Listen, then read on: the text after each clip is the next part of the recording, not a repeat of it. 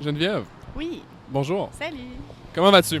Ça va super bien. Il fait beau sur une terrasse. T'as ton Qu'est-ce que tu veux San de plus? Pellegrino. C'est Ouais. Prignigno. Prignogno. San Pellegrino, c'est Ouais. trop long comme nom de brand, ça. C'est par trop exemple. italien. Ouais, c'est très, très nice, par exemple. Limonata, hein? Voilà. Ah, mon Dieu, j'avais une question qui était comme fatidique que je voulais absolument te demander en introduisant le podcast, mais je viens de l'oublier parce qu'on a niaisé sur le San Pellegrino. J'ai foutu la merde. Ouais, attends. Qu'est-ce que je voulais te dire? Ah! Ça va clairement me revenir, mais là, je suis tellement fâché que ça commence sur une note où est-ce que j'ai oublié. Ça va donner un suspense aux gens qui le regardent. Ah! Voilà. Ça m'est revenu. Voilà. voilà. Fallait juste que je parle dans le vide pour absolument fill up the ears. ouais. Fill up the ears. Souvent, quand tu fais... Attends une minute. Non, j'ai encore oublié. Tabar... Qu'est-ce que je voulais dire? On parlait de ton podcast, on parlait... Qu'est-ce qu'on disait juste avant que ça commence? Je parlais de ta brique de pain à Ma côté, brique de mais pain. je pense pas que c'est ça que tu Non. le vis. Podcast, parler. Ah oui, ok. Attends. Ok, ça m'est revenu. Jesus. Worst intro ever. Tu sais, le pire, imagine si je faisais exprès, là. Ça serait excellent. Ah! C'est un Ok. show d'humour. Oui, absolument. Quelque chose. Là, j'écoute trop de Mike Ward sous écoute ces temps-ci, fait que j'étais un petit peu biaisé par ses Ouais. niaiseries. T'es teinté Il y a de son humour. tellement de choses bizarres qui se disent dans ces podcasts-là. Là. Tu sais, les humoristes qui passent genre au truc juste pour rire, là, Ouais, des affaires les comme galas. très télé, là, Ouais, tu sais, ouais. très family-friendly. Mais ces humoristes-là, là, ils vont très très deep dans les trucs très très personnels et awkward un petit peu dans les soirées au bordel. Il là. se lâche lousse. Ah! Uh-huh. Mon Dieu, OK, on est Ouais. allé ailleurs. Mais il Ouais. faut que tu te lâches lousse. tu sais. Ouais. Quand t'es C'est trop des vraies encadré. anecdotes. Là. Ouais, voilà. Mhm. Exact. Ce que je vais te demander, puis en fait, juste mentionner, avant que j'oublie encore, Vas-y. je trouve ça tellement intéressant parce que j'écoutais quelques de tes podcasts là, dans les derniers temps pour me familiariser un petit peu avec ce que tu dis pas. Puis, je remarquais que ça prenait souvent du temps avant que tu réussisses à timer tes entrevues avec les gens qui viennent d'ailleurs, bien entendu, tu sais, qui sont comme ailleurs dans le monde, des choses comme ça. Des fois, c'est comme, ah, ça fait un an qu'on se parle, on s'était dit qu'on allait Ouais. X, Y, Z. Mais nous, je t'ai texté, tu m'as dit, ouais, je suis down. Là, j'étais comme, OK, next week, OK, parfait. Facile, là, tu sais. Je suis quelqu'un d'agréable. Ouais, c'était très, très, très agréable. On commence sur cette note. OK. C'était pas une question, c'est juste comme un fait, genre. Ouais, fait cocasse, là, tu sais, je trouvais ça se cool. synchronise plus facilement. Exact. On apprend à se ben, connaître, là, tu sais. Ouais, On se cool. dit, On se dit les vraies affaires. faut pas que je fasse de jokes sur on se dit les vraies affaires. Parce que pour Vrai? ceux qui le savent pas, Vas-y. le podcast de Jen s'appelle Les vraies affaires. C'est Puis exact. je pense que c'est un beau segue sur parle-nous donc de qu'est-ce que tu fais dans la vie. Ah, ben Pour ceux oui. qui te connaissent pas. Ben, dans le fond, j'ai une entreprise et 2 projets à l'interne. OK. Fait que je suis dans le back-end de l'entreprise de mon chum. Mon chum qui est journaliste d'investigation, auteur et conférencier sur la santé alternative. Puis les champs électromagnétiques, en ce moment, c'est vraiment sa grosse passion. Donc, tout ce qui... La radiation des téléphones, des ordinateurs, oui, toutes ces belles choses. C'est exact. Plus de distance, c'est mieux. Fait que je suis plus dans le back-end de ça. Cette entreprise-là qui a évolué depuis 2013, où est-ce qu'elle en est aujourd'hui. Ça a commencé plus avec la nutrition, puis de la santé, puis des affaires comme ça. Puis l'autre projet de cette entreprise-là, c'est moi, en tant que coach pour infopreneur. Donc, je me spécialise vraiment avec les produits d'information, tout ce qui est passif. Mon but, c'est d'automatiser le plus de choses possible pour qu'on ait le plus de temps pour vivre. Fait que c'est un peu ça que je fais dans la vie. OK, beaucoup d'éléments que je pense qu'il risque d'avoir beaucoup de questions si je me mettais dans la place de quelqu'un qui sait pas qu'est-ce que tous ces termes veulent dire. Mettons qu'on commence par infopreneur. Ouais. Ma perspective, c'est quelqu'un qui fait des produits en ligne. Produits d'information. Ouais, OK. Pas Ouais. nécessairement online ou hors ligne. Ben techniquement, je te dirais que c'est la majorité des gens qui vont le faire en ligne. OK. Techniquement, si tu crées... Mettons que tu es prof. Ouais. Tu sais, juste dans une Prof classe, d'école, prof genre, d'école, ouais. tu donnes l'information, tu éduques, c'est un peu ça. Est-ce que tu fais un produit avec ça? Non, tu travailles pour quelqu'un, tu es ton employeur. Ouais. Fait que c'est possible aussi de faire ce genre de produit/service-là à l'extérieur du web, mais c'est Ouais. tellement plus facile en ligne Ah ouais. de le packager, puis ben, c'est ça, parce qu'on a des plateformes qui s'automatisent. On a la misère avec ce mot-là J'ai depuis vraiment tantôt. la misère avec ces mots-là. Mais c'est ça, fait que juste le fait que tu es capable de mettre ça dans une boîte plus facilement, puis quand je OK. parle de la boîte, c'est de vendre quelque chose qui est comme formé, c'est pas Ouais. juste comme des bouts d'informations un peu partout, de vendre un peu ça. Pour OK. moi, c'est ça être infopreneur, c'est de prendre ce qu'on sait, nos connaissances, et les vendre à le plus de masse possible. Parce que je crois pas fondamentalement au travail. Je pense que quand tu nais... Au travail, Au j'aime travail. ça. Quand Ouais. on naît, là, genre Ouais. plus je parle de moi, mais toute la race humaine, Mhm.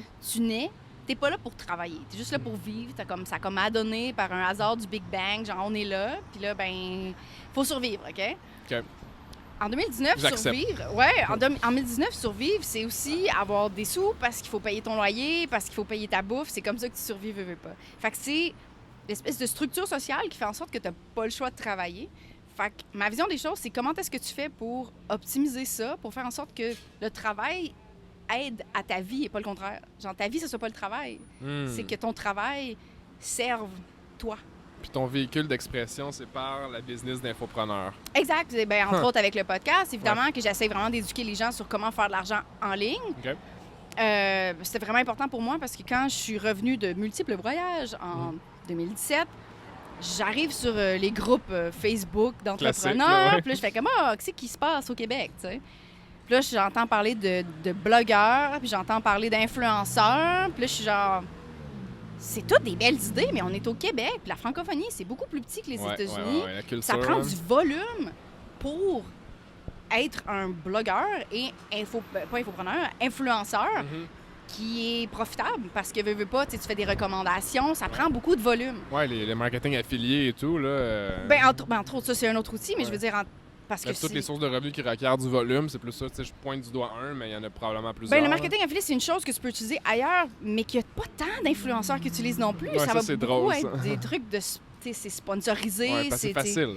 Oui, Mhm. mais ça prend du volume, tu sais. Ouais, Puis on est combien au Québec, tu sais. Puis après ça, il y a combien que tu es capable de Dans ta cibler niche, dans ouais. ta niche, exactement. Fait que tout ça fait en sorte que j'étais comme, ben voyons, ça peut pas être les seuls deux moyens que les gens connaissent. Il faut que j'ouvre ça au monde. Hmm. Parce que j'ai rencontré plein de monde en T'as vu des voyageant, trucs, parce qu'on a, ouais. c'est ça, on a vu des trucs, on a expérimenté. Fait que c'est un peu ça le but, c'était de montrer aux autres qu'il y a d'autres modèles en ligne qui sont peut-être plus que ce qui se rapproche de eux, qu'ils veulent faire dans la vie, qui n'est pas nécessairement les deux modèles là, les plus populaires, tu sais. Comme de se marketer. Puis quand tu dis aux autres, à qui tu parles directement, tu sais, spécifiquement? J'aime bien parler aux femmes en général, mais Mais c'est cool, il n'y a pas de. Tu sais, Ouais, je sais que t'aimes non. pas me parler en ce moment, là, mais. Non, ça, ça- j'aime ça, notre conversation. Non, mais en tant que clientèle, j'aime bien parler aux femmes, mais j'aime aussi parler aux gens qui m'écoutent, Ouais. pour être honnête.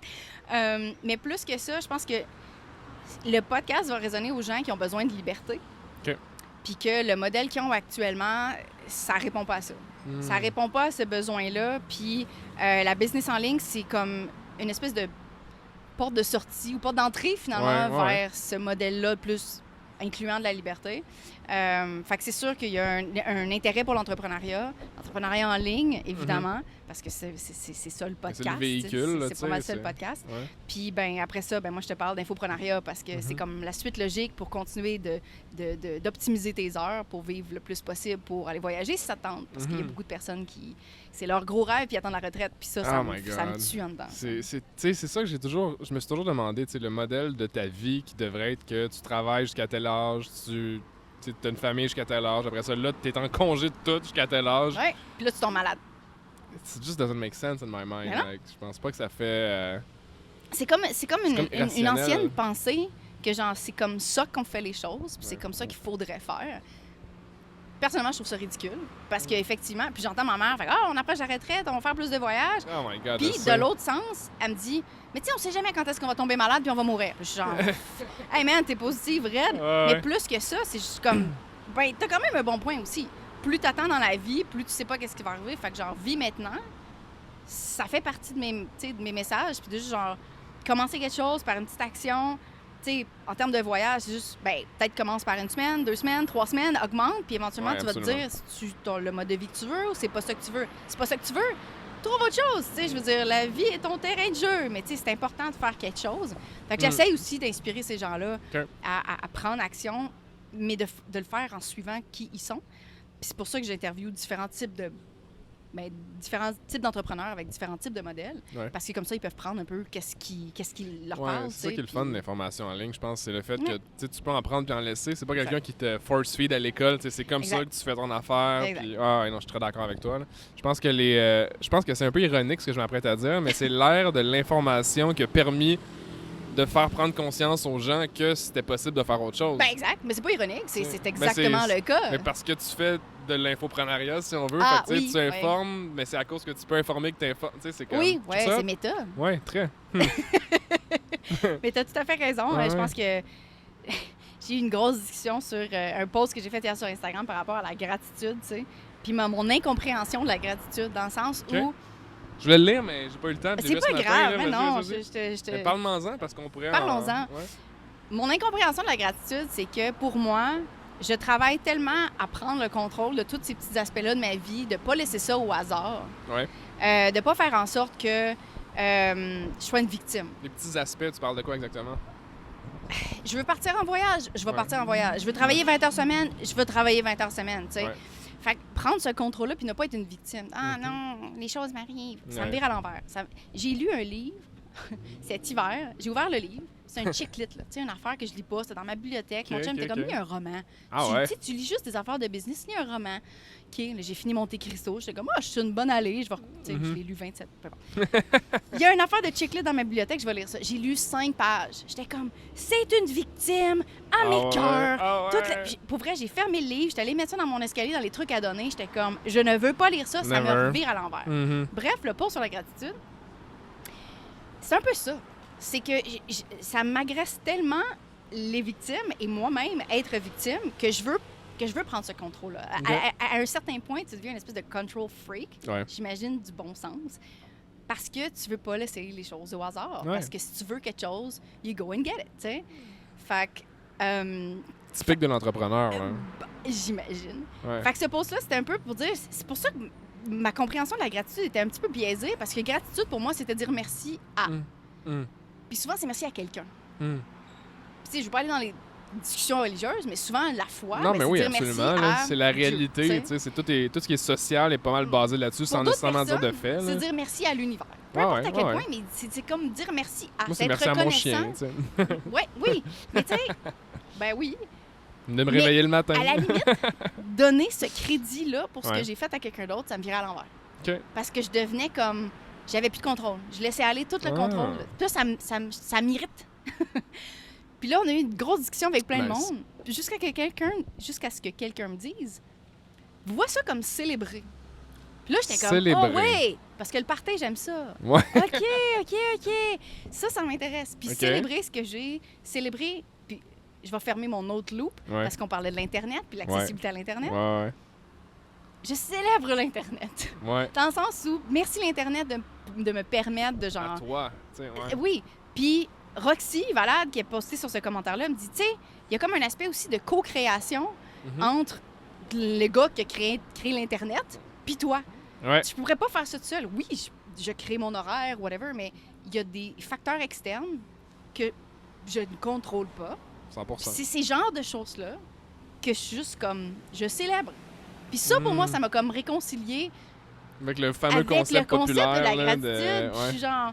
J'avais jamais compris. J'en ai des journaux de gratitude à la maison. Mon chum fait ça, puis j'ai jamais... Mais célébrer. Puis il y a comme un aspect le fun avec ça aussi. Ça, Mais c'est c'est parce que- festif. Ce qui arrive, en fait, psychologiquement, ça, c'est ce que je crois. C'est pas ce qui est de la science derrière que j'ai pas entendu quelque part. C'est vraiment ce que je pense qui se passe parce que je m'en suis rendu compte envers moi-même. OK? Ouais.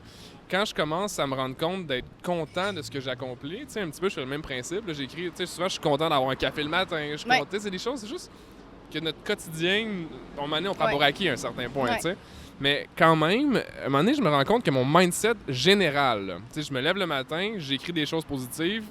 2 semaines, 3 semaines plus tard, 4 semaines plus tard, je commence à être moins genre pessimiste, Right. plus optimistique. Ouais. Puis je m'en rends pas compte jusqu'à ce que je redevienne pessimiste. Right. Parce que j'ai arrêté de le faire parce que je pensais que ça allait déjà bien. Tu sais, fait que c'est Ouais. genre une espèce de... C'est un cercle qui te rappelle ce que tu fais puis qui t'aime un petit peu, tout simplement envers toi-même. Tu sais, je le vois pas externe, moi, la gratitude. Je le vois juste pour moi, tu sais. Ben c'est ça que je disais. C'est comme Ouais. de façon égoïste. Genre, Ah ouais. j'aime me dire merci. Ben, c'est parce qu'à un moment donné, tu travailles pour toi, Ben c'est ça. pas C'était pour ça, quelqu'un c'était ça mon d'autre. Tu post. sais, c'est ça. Tu sais, puis Ok, après je ça, comprends, je pense je que comprends. l'histoire de co-création venait un peu me chercher. Puis le mot célébrer aussi a comme fait Ouais. comme... OK, il y a quelque chose qui clique un peu plus, tu sais. Ouais.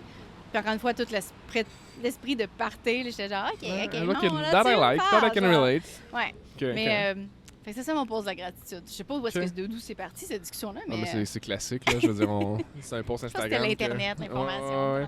Voilà. Puis, mais un petit peu plus au niveau de ton background, je serais curieux de savoir de où toi, tu sais, là, tu me parlais de ton chum un petit peu tantôt, mais toi, de où est-ce que cette espèce de modèle d'affaires-là, d'intérêt envers la business en ligne, t'as-tu toujours été entrepreneur? Ça, c'est une conversation que j'ai avec beaucoup de personnes, pas nécessairement sur le podcast, mais c'est qu'on se demande, ça vient d'où l'entrepreneuriat? Si tu es inné, si tu es acquis, si tu es dans ton ADN, si tu as des patterns? Ça peut être acquis, I guess, parce que je me considère pas comme une entrepreneur née. OK. À la limite, j'étais fucking lazy, là. Bill Gates a déjà dit que ses meilleurs employés, c'est les plus lazy. Oui, j'ai déjà lu ça, parce que c'est ceux qui sont les plus créatifs à essayer de trouver des solutions pour pas faire la job. Exact. C'est vrai. Mais tu sais, c'est ça, j'ai pas été la fille qui faisait les stands de limonade, genre, qui comme moi. Toi, t'achètes les canettes San Pellegrino, puis t'es revendais, là. Non, j'ai vraiment pas du tout les San Pellegrino. Vraiment pas. Pauvre brand, je le scrape totalement. À l'université, j'ai fait mon bac en communication marketing à l'Université de Sherbrooke. Puis la beauté de l'Université de Sherbrooke, c'est qu'on a des stages payés. 3. Oui, c'est vrai, c'est vrai. Fait que, premier stage, je suis toute excitée, je vais aller travailler en agence. J'ai jamais eu mon first pick. J'ai toujours un deuxième ou troisième, même vraiment loin. J'étais toujours pris en dernier. Comme toi, t'étais prise en dernier? Chasseur, OK. Oui, puis... c'est poche, mais... Oui, c'est vraiment marrant.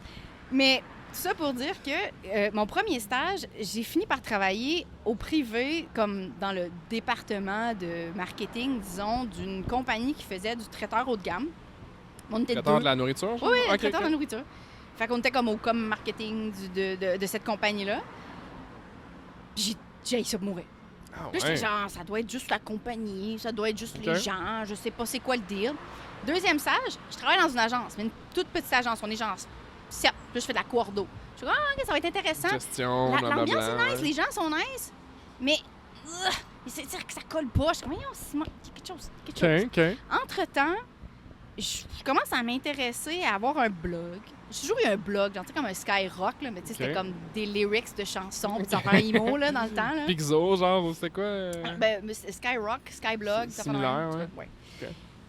Fait que j'étais comme habituée à avoir un blog, mais là, c'était comme un blog avec un but. Là. J'allais avoir un blog sur les communications avec une amie, puis on était comme, on va informer les gens qui veulent pas s'informer. Nous autres, j'ai 27 infolettes, puis tu sais, j'ai comme une espèce de résumé de tout ça, de qu'est-ce qui se passe dans la niche des communications. On avait la médecine. OK. Puis ce projet-là n'a jamais... Je voulais pas que ce soit tant une business, le blog. Ouais. C'était comme plus comme une espèce de supplément, une espèce d'agence qui n'a jamais vraiment levé. Là. Okay. Attends, juste retourner un petit peu en arrière. Tu as travaillé pour une agence pendant ton stage, puis en de side, tu faisais le blog? Oui, c'est complètement en de side. OK. Mais c'était-tu en même temps? Genre, pendant, toujours à l'université, pas mal en même temps. Le blog a commencé à prendre un petit peu d'ampleur, puis éventuellement, j'écrivais tous les jours. J'ai fini avec peut-être 6 collaborateurs aussi, ça allait bien. En même temps, je continue de faire mon stage. J'ai ça, travailler pour quelqu'un d'autre. Ça marche pas. J'ai un 3e stage, on est juste 2. C'est une compagnie d'événementiel. Je fais un peu de design, je fais de la coordo. Techniquement, les affaires que j'aime, mais je suis comme... Ça me tue en dedans d'aller faire tout le temps la même affaire. Fait que, pour répondre à ta question, quand est-ce que c'est arrivé? C'est pas mal à ce moment-là où j'ai fait comme... OK, t'as eu un spark, là. Ça, c'est comme quelque chose que je veux pas. OK. Qu'est-ce qu'il y a d'autre de disponible? Fait que là, il y a mon projet de blog, de com, qui est comme... qui se passe en pas mal en même temps. J'approche la fin de mon bac. Mon chum, qui suit des infolettes de gars qui font du marketing affilié sur de la fitness depuis des années parce que il veut s'entraîner, puis il aime ça, puis whatever. Il fait comme... Tu connais-tu Mary Forleo? Parce que somehow... Bref. Je suis comme, bon, une autre affaire de gourou, là. Je suis comme, non, c'est ça. Ouais. Fait que je donne une chance. Puis je regarde ses affaires. Puis comme toute bonne personne, je tombe en amour. Puis je fais comme, il faut que je fasse la B-School. Puis oh my God. Puis j'appelle mon père. Je fais, j'étais supposée faire une maîtrise en marketing. Je peux avoir l'argent? Puis mettre ça dans la B-School. Puis mon père fait, qu'est-ce que tu dis? T'es donc bien folle. C'est pas une institution, on connaît pas ça. Non, exact. C'est clair. À force de négociation, c'est arrivé. J'ai fait de la B-School. Illumination, mon Dieu, c'est ça qu'il faut que je fasse. La business en ligne, OK. C'est quoi la B-School? La B-School, techniquement, c'est Business School, mais bon, B-School de Mary Forleo. C'est comme une espèce de programme, en gros guillemets, de base, de quand tu commences, tu as ta business, tu as tes trucs, genre comment te marketer, c'est pas tant technique de genre de l'admin, mais plus littéralement comme création de produits. Dans le monde réel. Oui, mais tu sais, business en ligne un petit peu. Fait que Fait que c'est ça, je commence là, éventuellement, je commence à m'intégrer un peu plus là-dedans, puis ça a comme cliqué, là, c'était comme love at first sight, puis éventuellement, ben, j'ai voulu devenir branding coach parce que... Branding coach? Ouais, parce ouais. que le truc de mon bac en marketing, comme ça fitait bien, Mhm. ça comme... Puis mon but, c'était de finir mon bac en décembre 2012, puis de partir tout de suite en business. J'étais comme, on va commencer tout de suite. OK. Ça comme... C'est ça que j'ai fait, mais c'était vraiment difficile, c'était le début, Mm. comme, tu sais, n'importe quel bon début. Mon chum faisait ses affaires, ça commençait à aller bien, puis... Mais ses designs étaient vraiment laids. Fait que j'ai dit, ben veux-tu qu'on se merge, puis je vais t'aider avec le marketing, puis avec le design, puis tout. Puis tu sais, continue de faire de la création, puis... Pour faire l'histoire courte, on a fini par jumeler nos forces. Éventuellement créer une business ensemble où on basait 100% sur les produits d'information et le marketing affilié. OK. Donc, on se faisait promouvoir par plein d'autres personnes. Fait qu'on a passé de 0 à 450 000 la première année. C'est une espèce d'affaire de fou parce qu'on avait des gens qui faisaient notre promotion. Ouais. C'est l'effet de levier, C'est là. une question de volume. C'était un produit pas très cher, mais on avait 3 upsells. Puis, tu sais, c'était optimisé. Nice. Puis bon. Mais, tu sais, c'est ça. Fait qu'on a évolué là-dedans. Des partnerships qui ont été difficiles, qui nous ont amenés à créer notre projet sur le site pour les couples entrepreneurs. C'est là qu'on a créé notre podcast éventuellement, qui a runné 1 an et demi à peu près, 2 ans, je sais plus. OK. Puis après ça, entre-temps, on a fait des voyages. Je suis revenue au Québec, je me suis rendu compte que la business est bizarre et voilà. Fait qu'on recommence. Ça ressemble à ça. Réponse longue. J'essaie de démêler un petit peu tous les questionnements que j'ai au courant de ta description. C'est long, tu sais, quand ça commence, genre en 2011-2012, ça fait beaucoup d'années à démêler, ouais, démêler. mais c'est intéressant ce qui t'a amené à ce que tu fais aujourd'hui parce que je pense que je sais pas si tu connais Ramit Sethi. Ouais, je consomme pas beaucoup son contenu, mais oui. Mais de nom, là, tu sais, le gars, il est comme personal finance. C'est pas à la Dave Ramsey, là, tu sais, où ce qui est plus comme. Tu connais-tu Dave Ramsey? Ça, par exemple, c'est pas un nom qui. Non, mais c'est juste que c'est un cliché en personal finance dans le sens que c'est le gourou de la radio qui est comme il a fait un show sur YouTube, puis là, en tout cas, c'est drôle. Puis il est comme. Il a un gros goatee blanc, là, puis tu sais, il est comme hey, tabarnak, mais en anglais, là, tu sais. Ouais. Puis il dit des affaires vraiment crues comme t'as de l'argent de côté, puis what the fuck, tu sais, il est drôle. Mais à l'opposé, Ramit, ce que je trouve intéressant, c'est que, je sais pas pourquoi je passais par Dave, parce que je me suis dit, si tu le connaissais, on aurait pu comparer que c'est pas la même chose, mais là, dans ce cas-ci, ça n'a aucun rapport. C'est qui, fait que... Ouais, mais c'est parce qu'à un certain moment de ma vie, je me demandais, je voulais comprendre ce qu'on apprenait pas à l'école au niveau de la personal finance, tu sais, tout ce qui était pas l'aspect des budgets, parce que n'importe qui comprend le concept de faire un budget, mais c'était plus le thinking derrière gérer l'argent, tu sais, toutes les... toute pas ta psychologie, mais un petit peu tes comportements derrière comment tu gères, pourquoi tu gères, c'est quoi tes motivations, c'est qu'est-ce qui te pousse à aller acheter quelque chose ou pas. Parce que moi, je connectais ça au marketing un petit peu aussi. J'étais genre, tu sais, si je vends des gens à ce qu'ils vendent leur service, il faut que je comprenne qui va acheter. Fait que je voulais comme faire le full circle pour finir par dire que Ramit, ce qu'il dit, c'est que les gens ont des scripts invisibles dans leur tête. Ils ont des scripts de... Tu te sabotes à cause de X, Y, Z parce que tu dis ça sans arrêt, telle phrase spécifiquement. C'est comme la cassette, là. Ouais, j'ai pas de budget à cause que la victime un petit peu, là, mais plus subtil que la victime, c'est même des choses comme genre pas tout de suite. Mais pas tout de suite, ça veut dire que tu penses que tu vas pouvoir un moment donné, mais tu fais rien pour t'y rendre, là, ou pour y arriver. Ouais, exact. Fait que dans le concept des scripts invisibles, pour revenir aussi à ce que je m'en allais dire, nous, là, ça va être un long... J'écoutais un petit peu ce que tu faisais. Je te regarde depuis un petit bout de temps aussi. Je suis comme. Mais je demandais à Naj, Najomi, c'est comme une amie qu'on a en commun. Oui. Puis, qu'est-ce qu'elle m'avait dit? Elle m'avait dit il faut absolument que tu y parles pour X, Y raison, mais c'est même pas pour cette raison-là que je t'ai écrit en plus. Je me rappelle vraiment pas. Ça m'a amené à vraiment réfléchir à les termes que tu utilises. Oui. Les termes que tu utilises quand tu, pas nécessairement juste parles, mais écris aussi. Tu sais, tu parles les immobiliers. Tu parles de. Mon Dieu, j'ai un autre exemple. Attends, on va juste finaliser sur l'aspect des immobiliers parce que je suis curieux de savoir pour toi, quand tu dis à quelqu'un tes immobiliers, ça ressemble à quoi dans ton monde virtuel? Ben, quand je pense à immobilier, la définition souvent d'argent passif, de revenu passif, c'est je m'achète un bloc, je mets du monde dedans, il se paye tout seul, puis éventuellement, il y a des revenus qui rentrent, puis je fais pas grand-chose. C'est le rêve. Fait que c'est ça. Fait que c'est un peu ça que je veux dire quand je parle d'immobilier, c'est que quand tu crées justement ce produit passif-là que tu crées une fois puis que tu peux revendre, effectivement, c'est sûr que comme un bloc, tu peux l'améliorer, tu sais, mais pour augmenter sa valeur, mais c'est pas mal ça. Tu sais, c'est de créer quelque chose qui est là, qui t'appartient, comme de l'immobilier, puis que, tu peux revendre et optimiser à l'infini. C'est un peu ça le concept. Puis est-ce que tu penses que tout le monde qui font du marketing en ligne devrait avoir des immobiliers? J'ai comme... Je peux pas dire oui tout le monde, parce que il y a tellement de modèles, puis c'est un peu ça aussi le message du podcast. Il y a tellement de modèles que je prétends pas tout savoir comment tout fonctionne, puis il y a des limites à ce que je connais aussi. Cela dit, quand tu fais du service, ce qui est souvent là que les gens commencent parce que, je connais quelque chose, quelqu'un va me payer pour, ça a de je la vais valeur. lui montrer comment, Nice. exact, ça a la valeur, tu sais.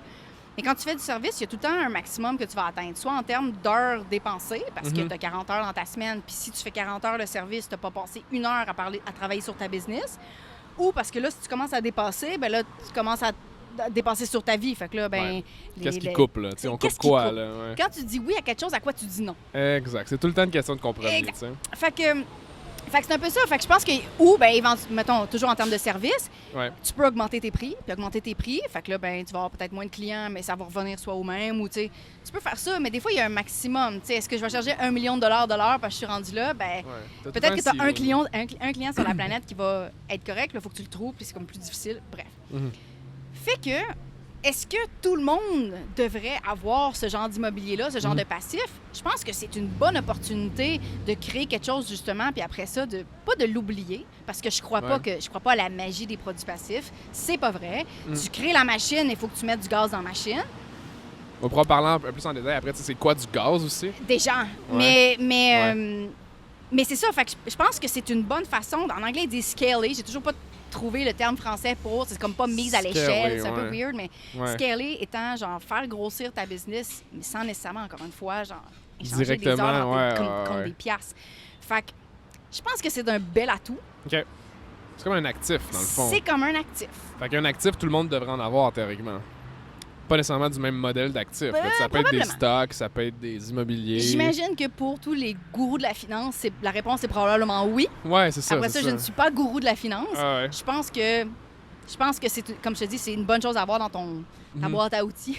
Ça peut être aussi quétaine que ça, mais... Mais c'est ça que j'aime, que tu utilises beaucoup d'analogies, tu sais. Puis en même temps, c'est ce qui rend la manière... c'est ce qui rend tes communications intéressantes. Parce que c'est quasiment divertissant à t'écouter. Tu sais, t'es une des seules, honnêtement, que je mets le son à on sur les stories Instagram. Parce que je suis comme, ça me fait plaisir, parce que je mets jamais le son à on, personne. Je le sais, moi non plus. Là, je regarde quelqu'un parler, je suis comme next, mais moi-même, je parle tout le temps. Je suis comme, est-ce que personne doit écouter le son à on en plus, là? Je suis contente. Mais c'est intéressant parce que je suis vraiment curieux, petite parenthèse, je suis vraiment curieux de savoir comment ça va sortir le son de ce podcast. Bonne question. Ça semble intéressant jusqu'à présent. Ben oui. Ça continue à rec. Ça continue. Ça continue de ça? Oui, je vois le petit bouton rouge. OK, cool. Le son, il marche ici. La vie est belle. OK, cool. C'est juste une petite parenthèse.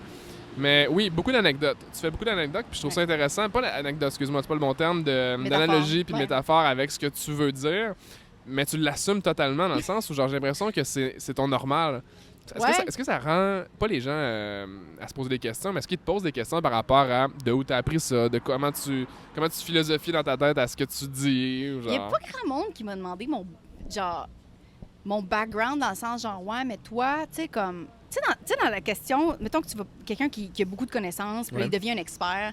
Puis là, t'as tout le temps des sceptiques qui sont comme, mais c'est quoi ton background à toi? Genre, tu sais, pour essayer de trouver la bébite que genre, non, c'est comme un scam, genre, je me suis jamais fait poser cette question-là. Puis peut-être que c'est parce que justement, à force de créer ces analogies-là, ces métaphores-là, je deviens extrêmement genre relatable, tu sais. Fait que je sais pas. Mon chum aussi est de même. Mon chum, c'est il simplifie les choses, puis c'est ça qui fait en sorte qu'il est très... Mais tu me disais facile à comprendre. Il est dans un champ de sciences alternatives, les champs électro-IMR, puis il faut qu'il rende ça comme acceptable socialement. Digestible, Il faut qu'il rende ça acceptable socialement, que c'est pas une affaire de fou avec les chapeaux en aluminium. Fait que c'est une question de balance, mais je pense qu'il est aussi très bon à simplifier les choses, à rendre les... J'imagine qu'on a ça en commun, ça a l'air. Mais puis les deux aussi, une autre affaire qu'on a en commun, c'est c'est l'humour. C'est de pas se prendre... C'est un très bon véhicule de communication, l'humour. Là, c'est de pas se prendre trop au sérieux. C'est de juste faire comme... Regarde, on va faire des affaires. Puis si ça marche, ça marche. Si ça marche pas, ça marche pas. Mais tu sais, c'est aussi... C'est juste... on garde ça simple, Ouais. puis comme friendly, puis tu sais, fait que je pense que ça fait partie un petit peu de la brand que j'essaye de bâtir aussi, de cette, Ouais. cette espèce d'accessibilité-là. Mhm. Mais ouais, je pense que ça m'aide à Est-ce que transmettre des messages. est-ce que tu considères que t'es en train de bâtir... Ouais, t'en reprendras celle-là. Est-ce que tu considères que tu bâtis un personal brand ou une business qui dépend pas de toi en ce moment? Ah, c'est personal. Qu'est-ce Pour qui t'a amené à cette réflexion-là? Parce que c'est très populaire aux States, ça. Ben, Les gens ici, ils savent même pas que c'est ça qu'ils ont la plupart du temps. ouais, mais non, c'est définitivement personal. Pour l'instant, j'ai aucune intention de séparer ça de moi OK? parce que j'ai eu beaucoup de réflexions à travers les années, puis ça a été vraiment difficile de trouver ma passion. Oh! Ça a été des What do you années de mean? genre. Hein? Qu'est-ce que tu veux dire? Mais on dirait que je pouvais rien faire tant que je savais pas c'était quoi mon affaire. Ouais. À toi, genre. Ouais. Genre, ce qui me rend heureuse, c'est l'affaire que je me lève le matin, puis genre, les oiseaux chantent, genre, tout va bien. Tu sais? Ouais. Mais je m'arrêtais beaucoup à ça. C'était comme, moi, mais c'est quoi mon affaire? C'est quoi ma passion? J'ai pas de passion, genre, tu sais. Fait que ça m'a vraiment gros arrêté. Puis, en même temps, j'étais dans le back-end de la business de mon chum. Je faisais du Ouais. marketing, de la gestion, des affaires comme ça. Puis moi, je suis une fille au secondaire. Mais en fait, j'ai fait 13 ans de danse hip-hop. OK. J'ai fait de la compétition, je faisais du théâtre au secondaire, au cégep. Tu sais, je suis une fille de scène, genre. OK, OK. Fait que c'était difficile de pas être à l'avant-plan aussi. Puis je sais pas si c'est égoïste, égocentrique, whatever, mais c'est comme une espèce de T'es habitué, besoin j'imagine. de comme... Je sais pas, je suis pas une humoriste non plus, mais tu sais, je suis comme... Mm. J'aime ça comme, que ça soit moi, d'avoir, encore une fois, ce crédit-là. On retourne à la gratitude, d'avoir l'espèce de crédit de mes efforts. Il y a peut-être bien des blocages là-dedans, puis des affaires à faire du ménage, mais le point étant que j'avais besoin d'être comme à l'avant-plan. Puis, fait que c'est ça. Fait que OK. j'aime ça, être à l'avant-plan. J'ai comme aucune intention de dissocier ça. Je sais qu'il y a des... Tu sais, à la limite, une façon de scaler, c'est de créer une entreprise où c'est pas ta face, parce qu'éventuellement, Ouais. tu délègues, puis là, après ça, t'as juste une cote, tu sais. Ouais, exact. C'est un modèle. aussi, C'est un tu sais. modèle, mais c'est pas ce qui m'intéresse du tout. J'aime ça être à l'avant-plan, j'aime ça créer quelque chose, puis que ça soit moi. OK. Ouais.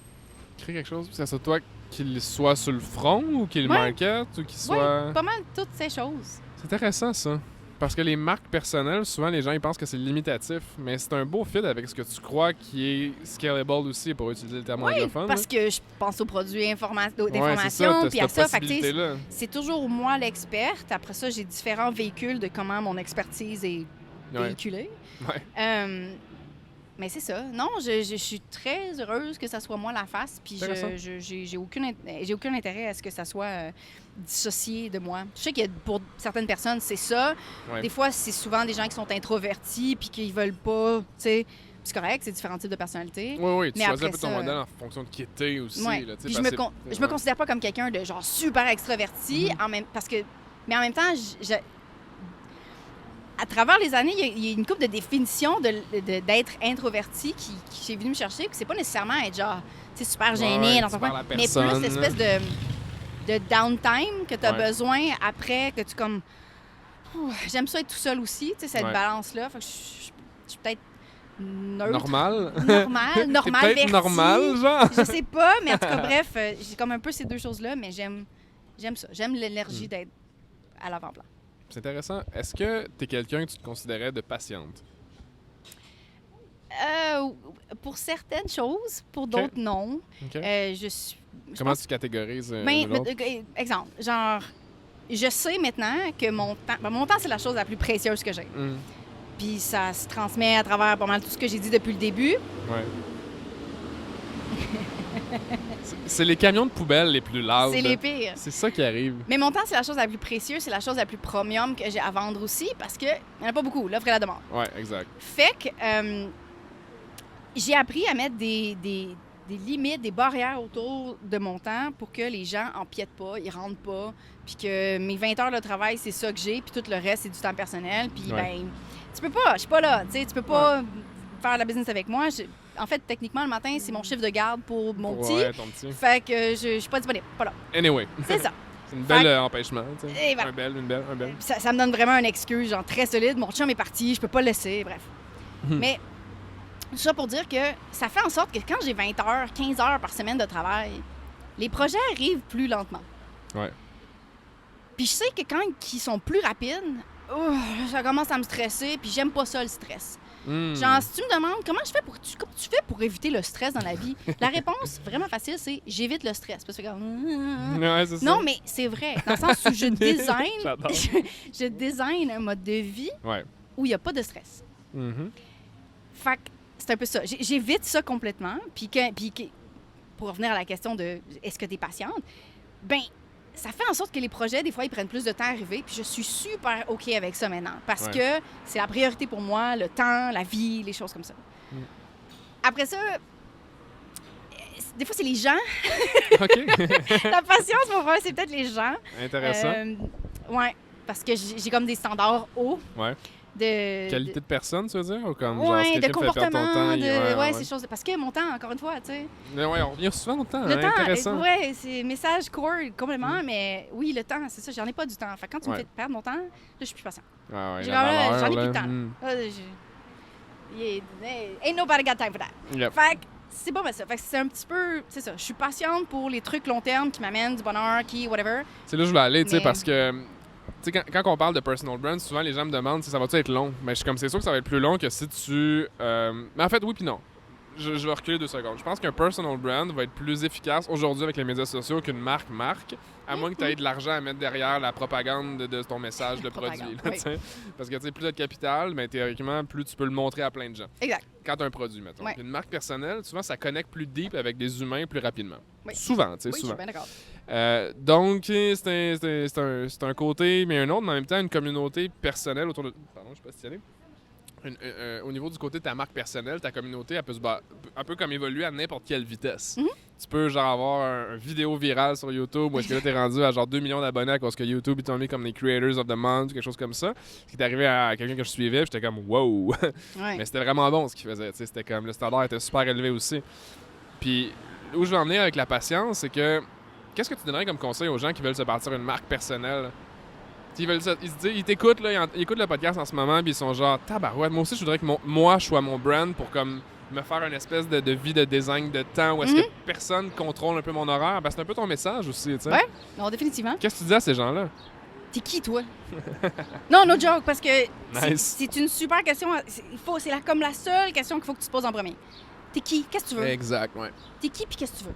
Parce que les autres, ils veulent plein d'affaires. Ils ont leur agenda, ils ont leur affaire, ils vont demander des choses, ils vont prendre ton horaire comme ils veulent. Mais toi, t'es qui? Qu'est-ce que tu veux? C'est quoi ton horaire parfait? Gna, Avant gna, gna. tout ça, là. Avant tout ça. Parce que, sachant aussi t'es qui, tu vas savoir comment tu te démarques. Puis on est tous uniques. On a Ouais. tous quelque chose un peu différent. Je suis pas la seule qui est drôle, je suis pas la seule potentiellement qui dit les vraies affaires, mais je suis peut-être la seule qui mixe ces affaires-là dans ma façon. Tu sais. C'est pas mal tout le temps ça. À un certain point dans ta vie, quand t'as beaucoup d'expérience, pas nécessairement dans une affaire, c'était comme un mash-up de tout ce que t'as appris, tu sais. Exact. Autant de ce que tu lis que ce que t'appliques, je pense. Puis Oui. que tu vis comme expérience, là. Oui, ben oui, parce qu'il faut appliquer ces choses-là, sinon ça reste dans ta Ouais, tête, puis à un moment donné, ouais. c'est comme une grosse poubelle. Bref. mais, J'adore. mais fait que c'est ça, fait que t'es qui? T'es qui? Mhm. Qu'est-ce qui va faire que tu vas avoir une brand personnelle? Ouais.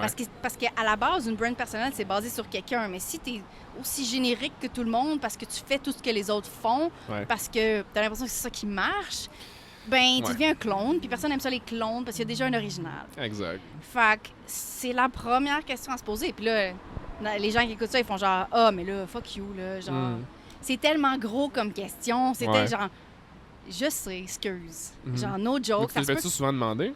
Excuse-moi de te couper, mais est-ce que les gens te demandent souvent, tu sais, est-ce que je devrais faire A ou B? Ou ils disent pourquoi je devrais faire A ou comme. en termes de branding personnel? Ouais, développement de. Tu sais, parce qu'ils te regardent, ils doivent dire je vais être comme elle. Tu sais, c'est pas nécessairement tout le monde, là, mais tu sais. Je veux pas des gens comme moi. Ouais, mais Non, mais- peut-être ça doit venir à toi ces questions-là, puis je me demande juste comment tu deals avec la situation. Je sais pas. Peut-être que non, en fait. Non, j'ai pas vraiment eu de question par rapport à ça. Non, ben je sais pas. Mais tu sais, je veux dire, il y a des. Ok. J'ai des gens que je coach en personnel, mais. Ben en personnel, en one-on-one. Peu. Mais non, on focus vraiment sur eux. Puis quand ils ramènent ça vers moi, je suis comme, non. Genre, ça retourne ça vers toi. Toi, genre. qu'est-ce que t'en penses? Puis là, je vais lui dire, oui, mais toi. Genre, non, mais j'essaye. Ouais, je comprends. Je viens de finir un livre vraiment intéressant qui s'appelle The Coaching Habit, qui est comme. Coaching habit. Ouais, qui est, j'ai pas le nom de l'auteur vite fait comme ça. Tu mettras ça dans les show notes. Ouais. Coaching Habit, qui est 7 questions essentielles à poser justement Ça m'intéresse. dans du coaching, mais pas juste dans du coaching, genre en termes de clients et coach, Ouais. aussi à l'intérieur d'une entreprise. Fait que, tu sais, donner un exemple. Tu es CEO et puis tu as 5 employés. Il y a des employés qui viennent tout le temps vers toi. Puis il fait comme, oui, mais là, comment on fait ça? Peux-tu le faire à ma place? Puis souvent, tu vas jump in puis tu vas faire l'affaire à leur place. Do for end. Tu vas le faire, ouais. Fait que comment est-ce que tu peux coacher ces gens-là à être des meilleurs employés pour que toi, tu libères ton temps, tu sois moins frustré parce que tu fais la job 2 fois. Tu fais ta job puis tu fais leur job. Ouais. C'est vraiment de la merde. Fait que bref, dans ce livre-là, entre autres, c'est toutes des questions vraiment, vraiment intéressantes à poser. C'est de moins dire de choses, moins suggérer, moins donner de conseils, poser plus de questions. Puis souvent, ça comme... J'ai l'impression que je dis rien, que je montre pas l'expertise. Ouais. Mais quand les gens ont le déclic par eux-mêmes de « Oh mon Dieu, la révélation », ça fait tellement un plus gros impact quand tu as donné la solution tout cru. Ouais. Puis ça répond semi à ta question, mais c'est une Non, mais ça, piste de... ça m'amène d'autres questions dans le Vas-y. sens où je suis beaucoup challengé avec ça parce que j'ai des clients qui veulent que je les prenne par les mains, par la main. Les Puis, mains. Ça, ouais. c'est drôle comme relation. 2 mains, oui, on se tient par les 2 mains. Ouais. Mais ils veulent que je les prenne par la main pour qu'est-ce que je devrais faire, Ouais. parce qu'ils m'ont vu comme étant le gars qui sait quoi faire, tu sais. Ouais. Puis je suis tout le temps comme, est-ce que je devrais ou est-ce que je devrais pas? Ouais. Ça, je me demande tout le temps. À chaque fois que quelqu'un me pose une Il y a question, un je suis comme, point où oui, Ouais. parce que, ben, Puis- éventuellement, t'es la personne qui a la réponse. Fait que tu dis, Ouais, tu sais, c'est ça. rapidement, comment est-ce que je fais pour, tu sais, cliquer, pas cliquer, mais genre Mais loader ce courriel. Tu sais, Ouais. c'est vraiment technique. Mhm. Tu pourrais lui dire, genre, Google it. je pourrais te donner la réponse, mais qu'est-ce que Ouais, t'en ouais. penses? Mettons, la personne n'a pas techniquement la réponse, elle Ouais. l'aura pas plus, Ben, même si elle guesse, tu sais. C'est ça. Tu sais, je fais. Comment je deal avec ça, c'est que quand c'est des questions de jugement, je fais réfléchir la personne. Oui. Quand c'est des questions techniques, je suis comme I don't have time to waste. Fait que je crée un produit puis je le renvoie. Oui, ben Genre, c'est je ça, à la fais des- limite. Mais que c'est je ça, fais, c'est là. de créer ces ressources-là. Ouais, les puis de- ressources, ouais. Voilà, c'est un peu Ouais. ça. Nous dire qu'on a un Mais je les vends wiki. pas, par exemple. Ah, ben, Teach me. il y a quelque chose d'intéressant ici. Mais Ouais. tu sais, comme à l'intérieur de la business, on a un wiki qui est finalement l'ensemble des connaissances des systèmes et processus de la business. Fait qu'à chaque fois, on le crée une fois, Ouais. tu l'écris, et après ça, tu le montres à la nouvelle personne. Finalement, voici comment on fait les choses. OK. Puis si cette personne-là, à un moment donné, s'en va, ben j'ai déjà ça pour Ouais. que j'ai plus besoin de le refaire. Tu le crées une fois, Hmm. tu le fais plus jamais. J'ai appris ça, mais récemment, tabarouette, parce que j'ai dû engager ma première adjointe virtuelle, en fait, tout récemment. Ouais, c'est souvent là que tu fais comme... Puis là, j'ai fait, il faut que je sorte tout de ma tête puis je le mette dans des étapes claires. Oui, Puis là, je exact. me rendais compte que tabarouette, j'en faisais des affaires subconscientes. Mm. Comme je le sais, ce qu'il faut que je fasse, mais je sais pas comment le dire parce Ouais. que des fois, j'oubliais des étapes qui sont comme, il faut que tu crées ce courriel-là avant de. En tout cas, ben, long story short, oui, effectivement, je suis tellement d'accord. Puis je sais pas je sais pas si j'ai appris ça dans un livre. Je sais pas si tu as appris ça dans un livre, ce concept-là. Non, ou c'est... c'est dans un premier mastermind, je pense. Ok. La fille nous parlait de ce sujet-là, puis dans un événement qui a suivi aussi, puis elle parlait de ça, puis j'étais comme « Ah, man, c'est tellement Ça smart! » fait du sens. Voilà. It's so logic. Oui. OK, intéressant. Ok, ok, ok, ok, Ok, ok, cool, ok, cool, ok, cool, ok, cool, ok, cool. Je l'ai fait ça avec ma blonde, on y est là. Cool. Ouais, c'est cool. Je pense que j'ai texté ça tantôt en plus. Brooklyn Nine-Nine for the win. Ouais, c'est tellement drôle ça. On a jasé pas mal d'affaires. Je me demandais, étant donné que tu as une business de personal brand, comment tu perçois le outsourcing? Outsourcing, pour ceux qui le savent pas, c'est. C'est délégué. Ouais, c'est délégué, mais à l'externe. Pas nécessairement dans. Typiquement, J'ai pas le d'interne. business, c'est ça, c'est genre 4 murs puis rentre au bureau, mais. Ben oui, mais j'ai pas d'interne dans le sens où on est officiellement 2 employés. Ouais. Puis toutes les autres personnes qui travaillent pour notre business, puis là, je parle pas de moi en tant que coach, parce que quand j'ai décidé de partir de ce projet-là, j'ai décidé de le faire en partant from scratch. Ouais. Je me suis dit, j'ai des choses que je connais, je vais les appliquer, je vais les tester, puis si ça marche, ben maudit, je sais On va des en parler, affaires, tu là. sais. Ouais. Je vais en parler. Puis si ça marche pas, ben on va tweaker. C'est un petit peu Ouais. ma mentalité. Anyway, mais bref, Ok. j'utilise aucune des ressources de l'autre business qui fait la majorité des revenus parce qu'elle est beaucoup plus mature. Ouais. J'utilise aucune de ces ressources-là. Fait que j'étais encore à faire toutes mes affaires moi-même. J'ai pas encore rien délégué. Dans tes Google Sheets, puis. Ah, je suis fan de Google. Ah ouais, Toutes les ouais. apps, je suis vraiment... Bref. Mais je délègue pas encore. Par contre, dans l'autre business, on a genre 2 assistants personnels, un OBM, genre Online Business Manager, c'est littéralement genre un gérant de business, là. Puis, ben, il y a designer en orbite aussi, mais c'est juste des orbites. Il y a personne, il y a juste moi puis mon chum à la maison, c'est ça le bureau. T'sais. En orbite, c'est genre à pige, comme, sort of? Ben, ils sont pas vraiment à la pige parce qu'ils ont comme un horaire fixe, c'est vraiment, vraiment du long terme. On veut pas vraiment des gens qui sont in and out. On veut comme créer une espèce de team. Mais c'est tous des gens qui nous envoient une facture avec de la taxe à la fin du mois. Là. C'est pas... Fait que... C'est le best, no strings attached. En tout cas, ma perspective, là, après avoir testé les deux. J'ai pas testé l'autre modèle, mais je me suis fait dire que c'était ordinaire. Fait que je suis pas allée là. Mais fait que je suis vraiment, vraiment, vraiment pour. Mais tu sais, c'est ça c'est l'autre business. Après ça, pour moi, je suis rendue là, avec ma personal brand, à déléguer. Parce que ben, le podcast, tu sais, justement, l'editing, juste mettre ça sur WordPress, c'est pas croyable. C'est du temps, là. C'est ça, du temps qui requiert pas du big thinking, tu sais, je pense. Tu sais, je parle souvent du concept des tâches à 10, 100, 1000 puis 10 000 $ de l'heure. C'est très...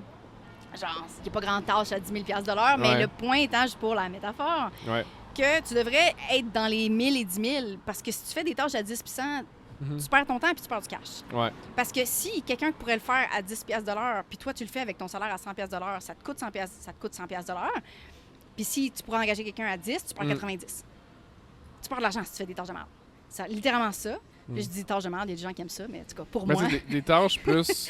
routinières, des tâches comme... Mais des tâches qui fit dans un wiki. Ouais, mais je veux pas dire clérical non plus. Parce que c'est nécessaire, right? Oui, ils sont nécessaires, mais c'est pas nécessaire que toi, tu les fasses. C'est ça, exact. Fait que dans le fond, c'est comme des tâches qui doivent être faites, mais que tu peux déléguer. Et c'est les tâches à 10 pièces, hein? C'est cette catégorie-là en particulier que tu devrais déléguer. J'y crois beaucoup. Puis je suis rendue là, après la vente du mastermind, avec OK, j'ai plus de ressources maintenant que quand je n'avais pas lancé le mastermind, tu sais. Fait que là, je suis à ce point-là aussi où j'étais comme OK, je vais commencer à regarder qu'est-ce que j'ai besoin. Il faut que je fasse la liste en premier des tâches. C'est sûr que ça tourne beaucoup autour du podcast. Peut-être engager quelqu'un, genre 10 heures par mois, ça serait assez. Je fais probablement ça en termes de montage de podcast. Puis juste ça m'en enlèverait 10% de ta semaine, là, c'est quand même énorme. Parce que mon génie, c'est dans l'entrevue. C'est dans aller chercher des affiliés pour le lancement. C'est dans la création du produit pour le lancement. Les tâches... BizDev, là. Voilà.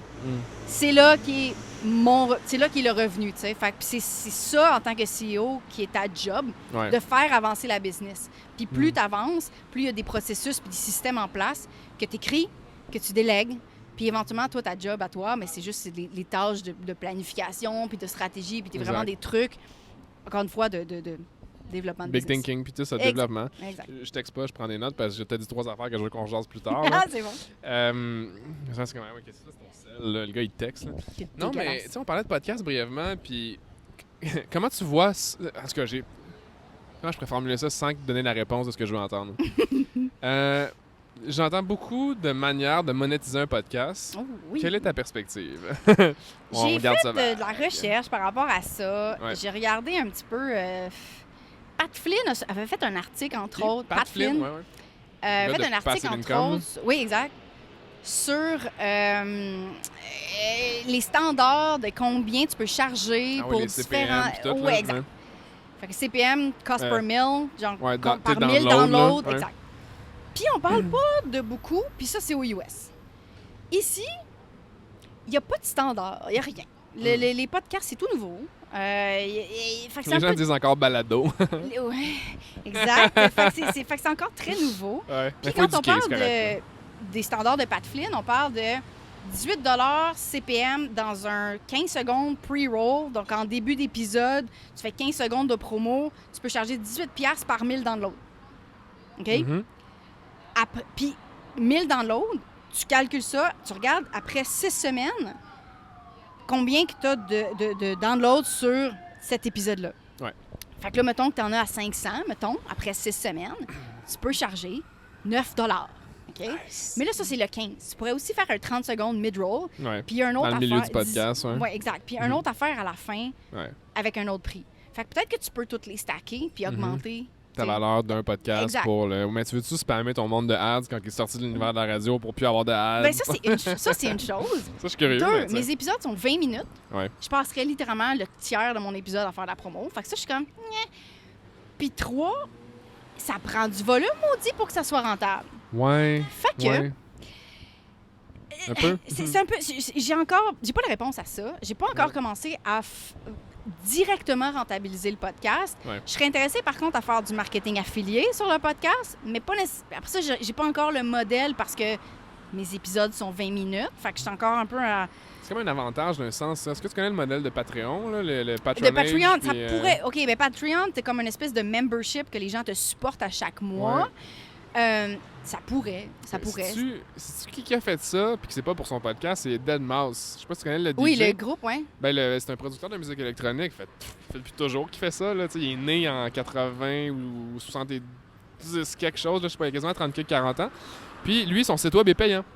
Juste son site web en tant que tel, si tu veux le voir produire de la musique pendant qu'il est live sur Twitch. Il y a de la valeur, c'est ça. Il y a C'est quelque ça. chose. Ouais, c'est comme Twitch aussi, c'est la Fait même affaire. Ouais. Fait que tu te dis, de 5 $ t'as accès à toutes mes VOD qui appellent là, les vidéos, des archives de vidéos.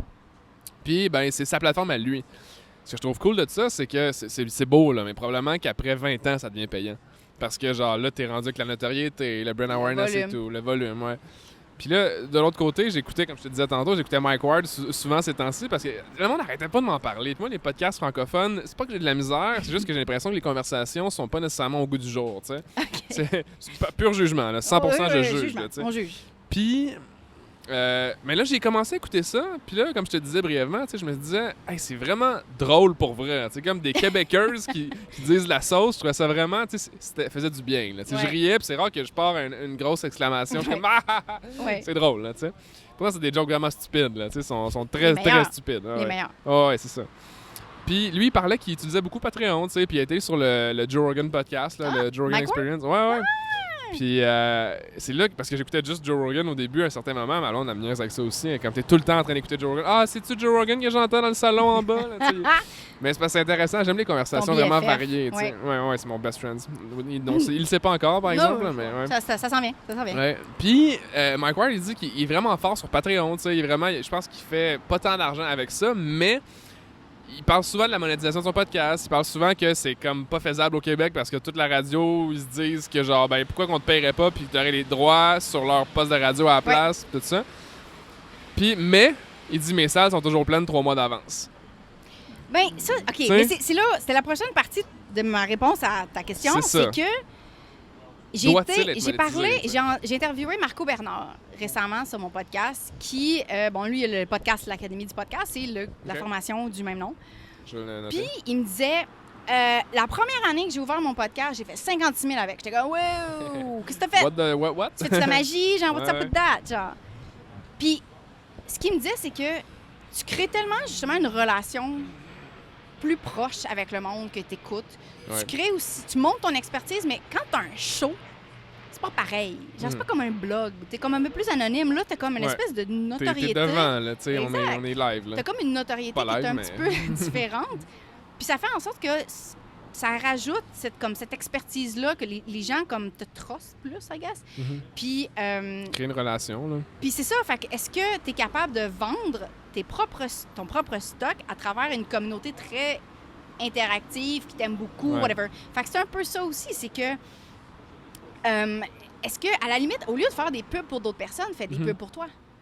C'est ça, je me dis. Ton pre-roll là, de 15 secondes, si tu le fais à toi, puis que ton retour sur investissement, c'est pas 18$ par CPM, c'est genre 250 000 parce que, genre, ben, t'as fait des ventes. Tu as une échelle de valeur de produits qui s'achètent à plusieurs étapes de ton cycle de business et tout. Oui, exactement. C'est pas tout le monde qui pense de même si t'es un créateur. T'sais, souvent, le typique content creator, il pense pas à la business derrière. Oui, mais ça, c'est ma job. Typiquement. Ouais, mais c'est pour ça que c'est intéressant de jaser avec toi, parce que je vois beaucoup des YouTubers qui ont des millions d'abonnés, mais qui font pas d'argent. C'est insane. Oui, mais c'est un hobby. C'est démesuré, là. Ouais. C'est comme, OK... C'est un accident. Les joueurs d'enregistrer dehors. Tu sais, puis j'ai regardé justement le gars que je te parlais tantôt, c'est Matt Diavela, il a dit je ferai pas de, je sais pas si tu le connais, là, Matt Diavela, minimaliste, il a fait le documentaire sur Netflix. Minimalism. Oui, je l'ai vu, mais je me suis pas rappelé de son nom. Voilà. C'est comme dans les credits, là, tu le vois pas. Voilà. Mais il a dit pendant 1 an ou 2 ans qu'il allait pas faire de pub sur son contenu. Okay. Il allait avoir une espèce de paywall sur Patreon puis tout ça, puis c'est impossible. Tu peux pas survivre, puis il y a, je pense, 2,6 millions d'abonnés en ce moment. C'est impossible de pas faire de pub? De faire d'argent. Ouais, de pas faire de pub sur ton contenu, puis juste de dépendre d'une communauté, même avec un aussi gros volume que lui. Puis quand j'ai vu cette information-là, j'étais comme, wow, ça veut dire que faudrait que tu aies une business qui finance ton podcast, d'un sens. si tu veux pas faire de pub. C'est un peu ce que tu dis de monétiser ton expertise. Tienne, c'est ça. Ouais. En tout cas, fait que, regarde, je suis pas pro non plus en podcast. J'ai mon podcast. Ouais. Je des fais discussions quelque chose intéressantes, avec. là, mais ouais. non, mais c'est intéressant parce que je me suis posé la même question. Genre, Ouais. qu'est-ce que je fais avec ça, tu sais? Ouais, pourquoi je continue? Pis tu sais, Ben, parce pourquoi que je j'aime commencerais? beaucoup, tu sais. mais oui, c'est ça, je me suis posé la question, genre, c'est-tu possible avec la pub, selon les standards? J'ai comme, Nya. Puis justement, dans l'article de Pat Flynn, il disait que moi, j'ai pas commencé avant de faire 500$ par épisode. Je suis comme, ou ça veut dire que genre, tu fais un 15, tu fais un pre, mid, puis end, for sure, puis que tu as assez de volume pour que ça soit rentable. Fait que, tu sais, si tu commences pas avec une audience grosse, une genre de gigoliste. Ouais. Ben, tu sais, après ça, à l'extrême, t'as Tim Ferriss, là. La plupart des gens le connaissent parce que c'est comme le numéro 1 podcast en business depuis toujours. Lui, il dit qu'il charge genre je pense des contrats de 5, 6, 7, 8, 10, whatever épisodes de suite. Oui, c'est ce que j'ai lu aussi qui serait. Comme genre 65-80$ du CPM, genre démesuré. Oui, mais à la limite, c'est quoi l'engagement? C'est quoi le retour sur investissement? C'est énorme. Ils sold out tous les business. Ben, c'est ça. Oui, mais c'est pas un exemple quand il dit moi je fais ça de même, fait que fais ça de même. Non. C'est ça qui est poche un peu, tu sais. Fait que si tu t'arrêtes à ça, t'es comme, je vais charger ça, fait que je vais faire ce business-là. Là, tu rentres dans le. Je vais commencer le projet en pensant que ça va être facile. Mais tu sais, tu vois, il y a d'autres façons. Je me rappelle. Salut! Mon chum, à un moment donné, avait eu l'opportunité d'aller sur un gros podcast. Puis, en faisant une espèce de pré-entrevue, le gars était comme, ah, mais là, genre, c'est quoi les conversions de ton cours qu'on va faire la promotion pendant? Là, t'es comme, ben. Le cours est quand même un peu nouveau, tu sais, ça c'est le prix, mais tu sais, il commence, fait que on n'a pas encore nécessairement toutes les stats. Puis ce podcast-là, voulait pas faire voulait pas parler, voulait pas faire l'entrevue parce qu'il n'y avait pas un retour sur investissement en termes de contenu. OK. Fait que tu sais, c'était comme plus les sponsors, disons, c'était les invités. C'était quel genre de retour sur investissement est-ce que les invités pouvaient faire. Ce qui est comme intéressant, mais en même temps, tu as comme une espèce de downside que est-ce que tu choisis juste ton monde pour l'argent qu'il peut te faire? Ouais. Est-ce que tu t'empêches de faire des interviews avec des gens qui ont un contenu vraiment extraordinaire, mais que sont pas rentables? Fait que ça reviendrait au intent, je pense. Ouais. Une espèce de pourquoi tu fais ce que tu fais, tu sais. Fait que dans le fond, eux, ils se disent que le podcast, c'est une business, fait qu'il faut que ça fasse de l'argent de cette manière-là, sinon je me fous de toi, tu sais. Puis d'autres sont comment? C'est genre, c'est hot, genre avec du monde sur une terrasse verte. Ouais, mais c'est ça. J'imagine qu'il y a des modèles qui fit plus avec d'autres personnes. J'ai pas de réponse à qu'est-ce que moi je fais. Je parle de mon stock, j'essaie d'envoyer les gens vers mon stock, mais je fais pas encore de sponsorship, puis je suis pas encore super down de rajouter dans mes 20 minutes, genre... Une bonne partie que c'est comme de la pub, genre. Tu sais, mais... Tu sais pourquoi je trouve ça drôle? C'est que... Mettons, tu regardes, Google en 2001, avant les ad blocks. Là, t'étais comme spammé de ads partout. Les gens ont fait une espèce d'écart en titre de « je veux plus voir de publicité de nulle part ». Puis là, on s'en va vers une ère où tu peux avoir YouTube Premium où il n'y a plus de publicité. Tu peux avoir Spotify Premium, pas de publicité. T'as la télé, tu fais pause, t'attends la ad, tu fais skip 7 minutes, genre, tu sais, de publicité. Puis, c'est ironique, là, parce que je vais faire une boucle après ça sur ce que je fais qui est de la publicité, là, tu sais. Puis après ça, nous, on fait du contenu, mais on se dit comment on va le monétiser. Puis la seule manière viable semble être la publicité pour le contenu marketing qu'on a. Pas nécessairement la publicité externe, ça peut être interne aussi. Mais est-ce que tu penses que, peut-être t'es d'accord ou pas d'accord, là, on pourrait revenir, mais est-ce que tu penses que la publicité, c'est réellement de la publicité si c'est par rapport à ce que tu crois vraiment? Non. Puis c'est pour ça que je crois au marketing affilié. C'est ça, c'est parce que... Puis j'ai eu beaucoup de discussions avec plein de monde à travers les années par rapport à ça, parce que, oh mon Dieu, que le marketing affilié, c'est de la merde. Parce que c'est crosseur, parce que tu pousses des produits de quelqu'un d'autre, puis tu essaies de le rentrer... Subtilement, non, man. Parce que quand tu écoutes la télé, ou quand tu lis le journal, ils mettent tant que ça un filtre sur les pubs. Ils vont laisser n'importe qui a de l'argent, qui a comme, c'est pas de la porn, genre, faire de la publicité. Mais ils croient pas nécessairement à ce produit-là en tant que plateforme, tu sais, à moins qu'il y ait comme vraiment un message éditorial comme super, mettons, conservateur ou whatever. Un film, par exemple. Un film, tu sais, souvent, je donne tout le temps cet exemple-là avec mes clients, un film de James Bond. C'est financé par les sponsors. Tu sais, la Aston Martin, les Rolex, les suits.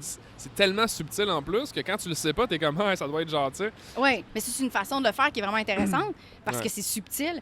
Mais tu sais, pour ce qui est de la pub comme telle, et quand tu parles du marketing affilié, je crois pas à faire du marketing affilié pour n'importe quoi. On a été dans des marchés dans le passé, quand je te disais, dans notre ancienne vie de fitness et whatever, où il y avait des gens qui étaient comme, on va faire quelque chose on va vendre quelque chose parce que ça convert. Je suis comme, ben, je comprends, mais oui, mais est-ce que ça aide les gens? Est-ce que tu crois? Tu l'as essayé? C'est quoi le refund rate?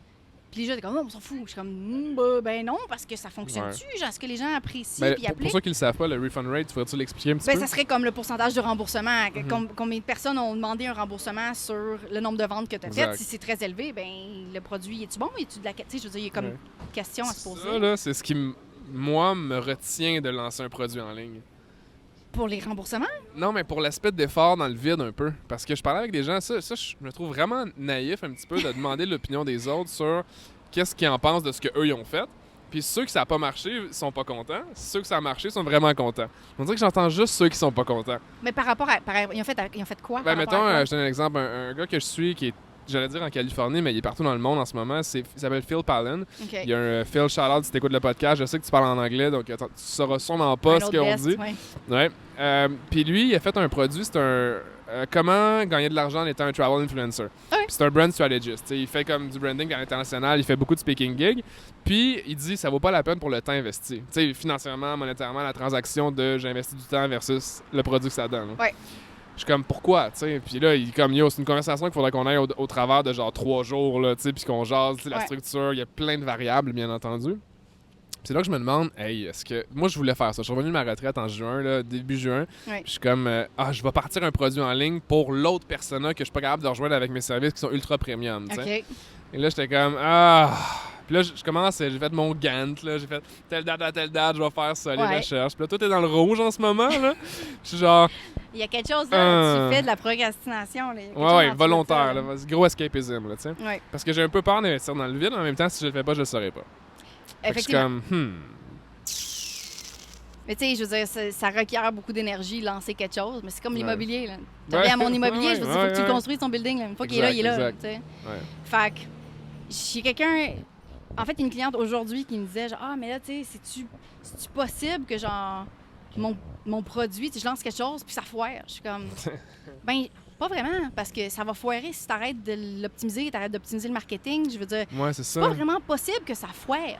Parce que tu crées de la valeur, tu sais que tu vends quelque chose de valeur, à moins que tu sois un crosseur, mais je pense pas que c'est le cas. Non, je suis pas capable de vendre... je connais bien avec les gens qui pensent comme ça, tu sais, quand le business autour de moi, c'est que je suis pas capable de vendre quelque chose que j'achèterais pas moi-même. Je suis comme, si ça vaut pas ce que... Puis moi, je suis un acheteur difficile, mais pas vraiment, tu sais. Si je sais que je veux quelque chose, je vais payer n'importe quoi pour l'avoir, ça me dérangerait pas parce que je vois la valeur. Pour moi, tu sais. Pour quelqu'un d'autre, il était ça à côté de moi, il est genre, t'es un malade de payer ce prix-là, tu sais. I don't care. Oui. Mais je suis la même personne aussi quand je vends quelque chose. Si je pense que ça vaut pas l'argent que je vends versus ce que la personne achète, je serais pas à l'aise. Puis je serais pas aussi enthousiaste, je serais pas aussi éthique. Ça fait beaucoup de sens. J'ai la misère. Mais à la limite, pour revenir au marketing affilié, c'est exactement ça que, tu sais, je veux dire, j'ai un cours là-dessus. Il y a une partie, entre autres, du cours que c'est parler du marketing affilié authentique puis éthique. C'est de le faire de façon authentique, de genre, j'ai essayé ce produit-là, j'aime ce produit-là, c'est quelque chose que j'endorse, que j'y crois à 100%. Puis que tu le fais pas juste pour l'argent non plus, tu fais ça parce que, puis tu sais, oui, t'es une business en bout de ligne, tu veux faire un retour sur investissement quelconque, tu veux pas... Mais tu sais... Est-ce que tu penses que ce que tu gagnes à perpétuité est beaucoup plus élevé quand tu es éthique? Je pense que oui. Ultimement, les gens le sentent, tu sais. Puis les gens comme... Puis après ça revient après ça au refund rate. Genre, quand t'es pas éthique puis tu vends quelque chose juste pour les conversions, ben après ça va te revenir en face parce que 100%. Tu sais... 100%. Fait que c'est ça. Je crois pas à vendre juste pour vendre. Je crois à vendre parce que tu crois. Puis, ben sur le podcast, ça serait potentiellement ça. Mais dans tous les cas, le marketing affilié, c'est pas une mauvaise chose. Puis, à la limite, ça peut être beaucoup plus éthique que la pub dans un journal ou à la télé parce qu'ils poussent quelque chose pour vendre. Puis, c'est une plateforme comme une autre. Tu deviens une plateforme quand tu fais du marketing affilié. Tu es une plateforme comme un magazine, mais il n'y a personne qui chiale sur les pubs de sidebar, puis en plein milieu d'un article. Parce qu'on choisit d'adhérer à ton message, tu sais. Versus, je lis le journal, puis je vois 8 pages de pub pour une page d'article qui finalement a été sponsorisée. Exact. Là, t'es comme, Ouais. Mais tu sais, je pense que quand tu suis quelqu'un qui vraiment qui est un expert, mais qui croit au contenu qui donne, littéralement, tu dois t'attendre à ce que, à la limite, ce qui promouvoit, ce qui promeut, en fait, ça veut dire, qui n'est pas son propre stock, va aussi être éthique et authentique et aussi bon que ce qu'il ferait lui-même parce que c'est comme son standard de qualité. Exact. Comme ça, c'est dur à savoir. On connaît pas les gens one-on-one, tu sais. Ouais. Mais c'est pour ça que tu fais un podcast. Ouais, mais tu sais, c'est un peu... C'est full circle, là, tu sais. Oui. Ouais. En tant que client, c'est un peu comme une espèce de shot in the dark. Tu sais pas nécessairement, Ouais, mais tu peux juste te fier à ton bon jugement puis te dire que tu suis quelqu'un qui est éthique et authentique. Ouais. C'était dur au max, là, tu sais. Exact. Puis, tu sais, fait que c'est ça. Moi, quand je recommande un produit, j'y crois vraiment. Puis après ça, c'est tout. Tu sais, que tu me crois ou que tu me crois pas, c'est le cas pour vrai, tu sais. Puis c'est... Mais tant que toi, tu sois bien avec ce que tu fais, je pense qu'ultimement, c'est ce qui compte parce que... Ben oui. Ça va pas bien? Attends, ouais, j'ai de la misère aujourd'hui. Parce que c'est ta vie, puis c'est ta business, puis ça revient à ton temps après, tu sais. Fait que si après ça, les gens, ils commencent à genre bâcher sur ce que tu dis parce que tu y crois pas, là, ça fait juste comme faire tout l'inverse de ce que tu souhaites ultimement. Ouais, mais en tout cas, ça m'est jamais vraiment arrivé, tu sais. Je veux dire, les gens qui veulent pas entendre mon contenu, qui se unsubscribe de mon infolette, ça me fait pas un pli, genre dans le sens où je suis comme, ben, soit que t'étais pas rendu là puis tu vas revenir plus tard, soit vraiment que je réponds pas à tes besoins, puis optimise ton temps, va-t'en ailleurs. Genre autant pour moi que pour toi, là, tu sais. Fait que, that's cool. Puis les autres, puis justement, je viens de faire une promotion affiliée, puis à la fin, j'ai posé une question, genre, aux ceux qui ont pas acheté, je suis comme, pourquoi t'as pas acheté? Puis le titre du email, c'était X, nom de la personne, es-tu fâché contre moi? J'ai perdu une tonne de followers. Mais tu sais, probablement des gens qui ont réagi puis qui ont fait comme non, tu peux pas répondre à mon besoin littéralement, puis ils sont partis parce ça, que. C'est le best, ça. Oui, mais il y a autant de monde qui ont répondu à la question. Non, je suis pas fâché contre toi, c'est juste que voici c'était la situation, puis ils m'ont donné toutes leurs objections. J'étais comme, est-ce qu'on en parle? Fait que j'étais vraiment heureuse finalement. Il y a plein de monde qui partent. J'étais comme, je peux pas t'aider. OK, si tu veux, je vais pas perdre mon temps à essayer encore plus que tu m'écoutes, puis genre prendre ta tête, faire comme, écoute-moi! Forcé, là. OK, fine, c'est pas pour aujourd'hui, tu sais. Puis pour toutes les autres qui m'ont répondu puis qui m'ont dit non, je t'aime full, mais genre, ça a pas donné, timing, autre. J'étais comme, OK, fine, merci de ton feedback, je vais m'améliorer dans le futur. Exact. Parce que tout est une question de communication quand tu vends quelque chose aussi, tu sais. Ouais. Si tu sais pas, si tu t'adresses à la bonne. Madame? Calmez-vous. Gérez-vous. Si tu sais pas si tu t'adresses à la bonne personne ou pas, ben c'est sûr que maintenant, des fois, tu as des gens qui c'est des peut-être qui sont comme dans ton funnel. Puis les peut-être que c'était un peut-être timing, c'est pas le bon, ou peut-être que c'était peut-être que c'était juste pas une bonne personne, mais juste whatever, je vais cliquer oui, tu sais. Je pense que c'est cool quand les gens se désabonnent puis qu'ils s'en vont. Moi, j'adore ça. Ça augmente ton taux d'ouverture à la fin. Oui! Fait que t'as du meilleur rating et tout, meilleur stats, mais les clients sont souvent comme hey, j'ai perdu des followers, je suis comme tant mieux. Ça veut dire que c'est les meilleurs qui restent. Puis ce qui est hot, c'est que j'ai vraiment vu ça. Tu sais, dans le fond, je te donne un exemple, j'avais un client qui est une anecdote en fait, là, que 2017 à 2018, on a travaillé ensemble pendant un an. OK. Commence à faire chaud, hein? Oui! Commence à faire. Le soleil s'en vient direct sur nous, là. Puis OK, je vais faire ça vite. 2017-2018, on a fait une année complète d'accompagnement ensemble. Puis là, à la fin, on s'est rendu compte qu'il y avait seulement 1000 abonnés de plus sur sa page Facebook. Seulement.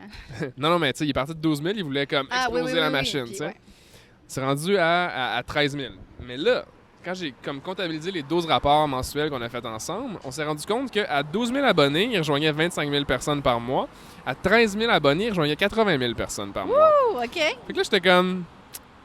fait qu'on a gagné beaucoup de bons, on a perdu beaucoup de... Je veux rien savoir de ça, tu sais. Tant mieux. Fait que ça, c'est comme du gros repositionnement. En tout cas, je trouve ça vraiment hot. Que les chiffres veulent rien dire, parce que c'est pas les bons souvent. T'sais, les gens, ils regardent comme mon nombre de followers. C'est la façon dont on les a analysés, voulait pas dire la... Exact. Parce que, tu sais, sur ta page Facebook ou Instagram, tu vois tes likes puis tes followers, là, tu vois... Le client, il regarde ça, puis comme je sais pas comment faire des stories, fait que c'est sûr qu'il va pas aller voir comme l'engagement, les heures, les ci, les ça, les commentaires, les ratios. Mais ouais, je m'en allais où avec ça? Oui, stratégie d'acquisition, parce que tu parlais de marketing affilié. Pour ta business, t'as justement là, le podcast, on est le 11 juillet, ça va sûrement sortir la semaine prochaine d'ailleurs. L'épisode, mon Dieu, c'est rapide. Oui, quand même, parce que je voulais faire ça, genre time sensitive avec ce que tu venais de vivre justement par ton lancement. Puis, tu viens de lancer un produit. Peux-tu nous en parler un petit peu? Le cours sur le marketing affilié, oui. Dans le fond, avec toute l'expérience de marketing affilié qu'on a accumulée en tant qu'affilié puis en tant que créateur à travers les années, je me suis dit, il faut qu'on en parle. Je trouve que c'est une façon, justement, d'aller chercher des nouveaux clients qui est optimisé, qui est plus automatisé, finalement, parce que, j'ai pas à le faire. Quelqu'un d'autre convainc le monde à ma place, il me l'envoie à moi, puis je fais la vente, t'sais. Approche le micro un peu de... Oui. Puis c'est comme ça qu'on a bâti, ou veut pas, la business de mon chum, tu sais, c'est que Nous autres, on n'est pas allé faire du porte-à-porte, puis on n'a jamais fait de pub Facebook pour construire la liste.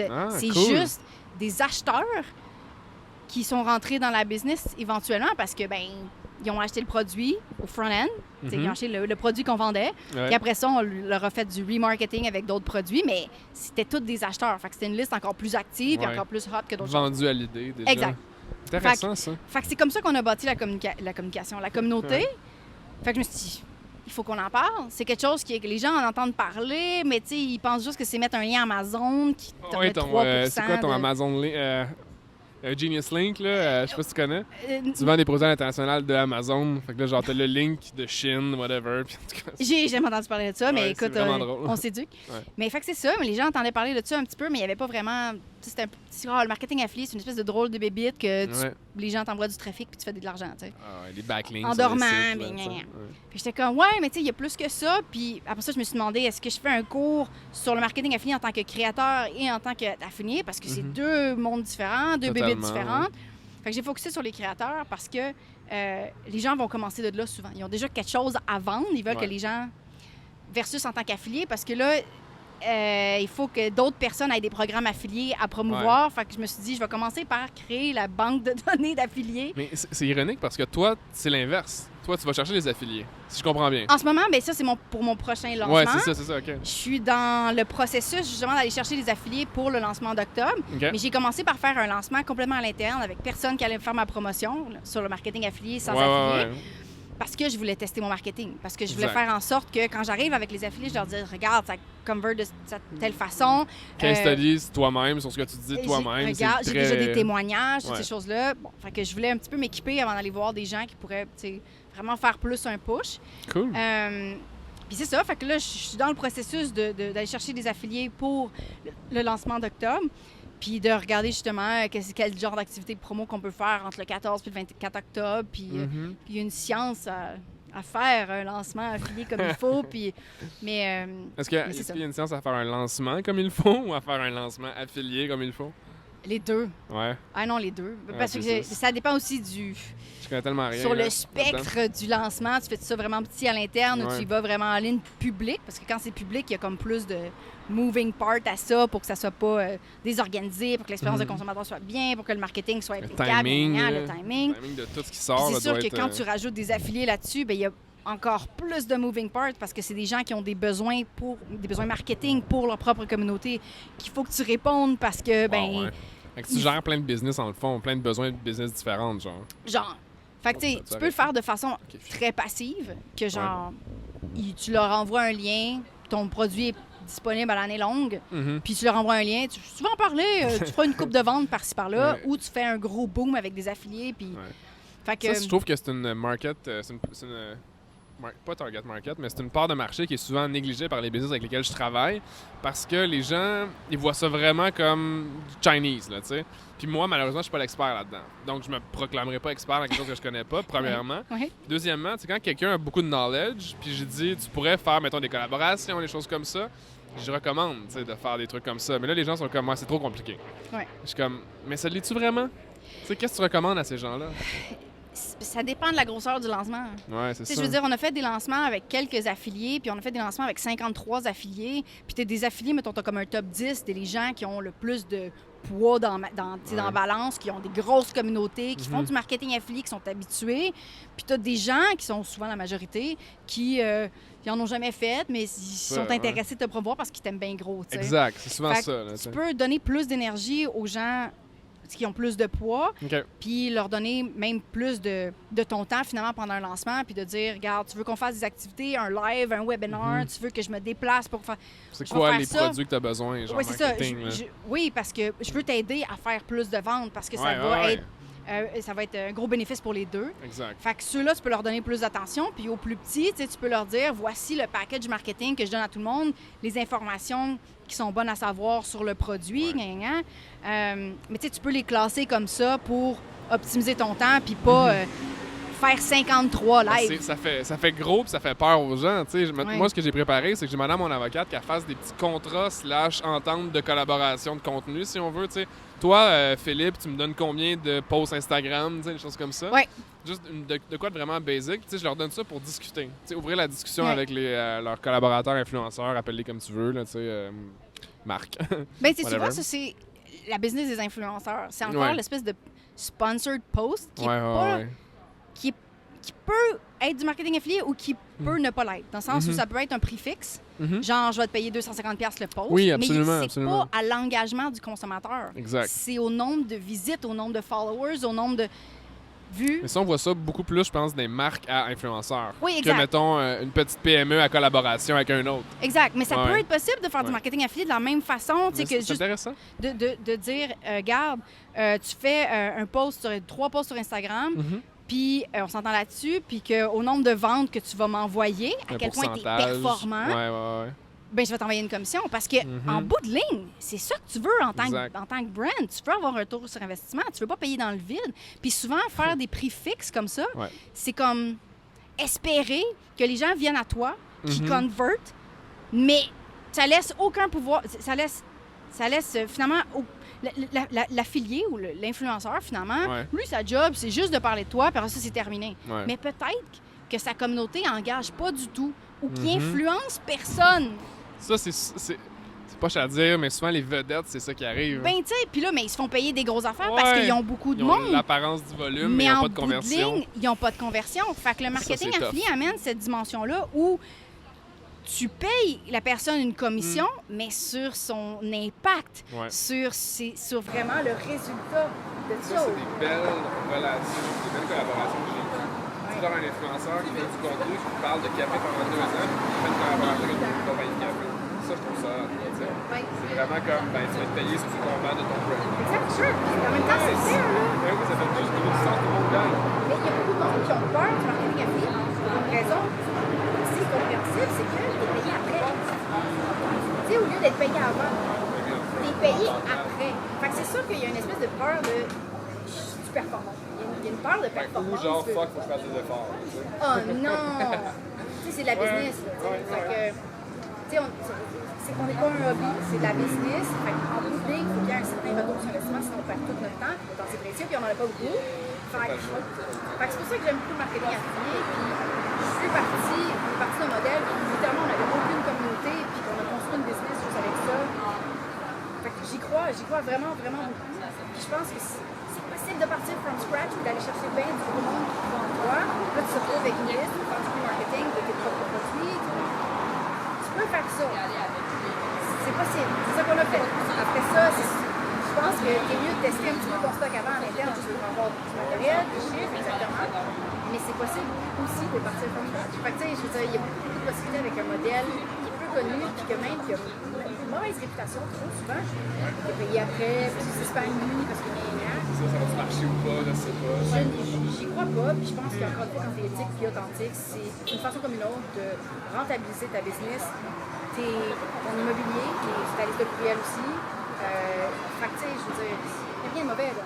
Tu ferais-tu, je veux dire, t'en as sur des sites web random, sur l'Internet, là, tu fais de la pub de porn sur le côté, puis genre, enlarge your penis, genre comme ça. Je veux dire, c'est juste pour le cash, là. Le site web, L'intention, ça revient à ça. C'est ça. Tu vois qu'il y a une pub là de ça, mais Ouais. c'est parce que c'est juste comme, tu vas vendre ton information sûrement avec le leak qu'il a déjà fait. Hein? Fait que- Oui. Puis, tu sais, mais à la place, je vais t'offrir la promo d'un produit que je crois, puis je pense qu'il va t'aider parce que je sais t'es qui, parce que tu tiens sur ma communauté. Sans faire de publicité, ça, comme ça. Avec un peu je pense que c'est un beau moment pour te... Pour fermer ça? Ouais. Est-ce que tu as quelque chose à vendre? Tu as quelque chose à vendre? Moi, je sais que tu as quand même bien de Ouais. le closing du lancement là, mais... Pour vrai, en ce moment, What's là, happening? rien. En ce Tant moment, mieux. là, j'ai strictement rien à vendre, sauf que viens sur mon infolette. Mais Tu as les informations, tu as les commentaires chez le monde. oui, ben c'est ça. En ce moment, j'ai justement le défi 5 jours qui est disponible, qui est le défi 5 jours pour faire ta première vente affiliée. Fait que en 5 jours, notamment, je donne beaucoup trop de contenu sur le marketing affilié. Fait que c'est ça. C'est un produit qui est limité en termes de quantité ou c'est quelque chose que les gens peuvent Oh non, c'est un produit gratuit. Là, c'est vous là, c'est tout le temps là, c'est disponible. En fait, Jesus. pas tout le temps là parce qu'en ce moment, je vais le changer pour faire de mon lancement. Mais en ce moment, il est encore disponible. Mais en termes de petits sous, j'ai rien à vendre. Je suis dans le processus de coacher les belles personnes de mastermind, le processus de planifier mon lancement d'octobre. Donc, pour l'instant, c'est gratuit. Merci d'être venu sur le show. Je pense que c'est un beau timing aussi parce que là, le soleil s'en est direct sur nous. J'ai chaud! Merci tout le monde. J'étais dedans? Ouais, j'étais dedans. Merci tout le monde d'avoir écouté. Si vous avez des questions pour Geneviève, est-ce que tu as un handle Twitter? J'ai pas Twitter, j'aime pas Twitter, mais je vis sur Instagram, littéralement. C'est _Geneviève Gauvin. Stories, c'est pas mal là que je chill. Je fais une petite pause une fois par jamais, là, littéralement. Sauf pour parler du podcast. Mais c'est là que je vis Instagram. On va parler d'un autre podcast de tout ce qui est comment utiliser certaines plateformes parce qu'il n'y a pas personne qui utilise de la même manière, il n'y a pas personne qui consomme de la même manière. Non. Mais tout le monde check les stories. L'optimisation de mon temps, pour vrai, là, genre, un média social, je suis comme non, c'est juste ça, c'est là que je performe, donc je vais aller là. C'est un peu la mentalité de j'avais une page Facebook, j'ai juste décidé d'arrêter de la filer, puis ça remet ma vie à personne parce que tout le monde chill sur Instagram. Fait que je suis comme... On attend ça. Et voilà, exact. Nice, merci. Peace. Bye bye.